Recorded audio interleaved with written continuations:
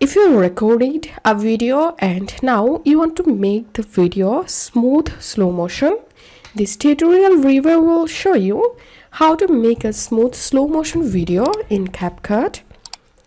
Launch your CapCut app and create a new project. Select your video. Add the video. And here we can see it's normal now. And here tap on edit at the bottom left. Tap on speed. Tap on normal.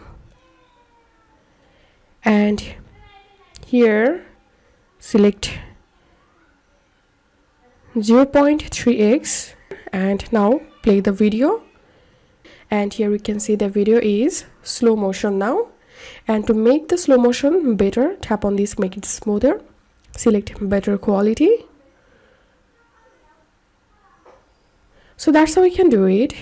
If you find this video helpful, don't forget to subscribe tutorial reviewer. See you in the next video.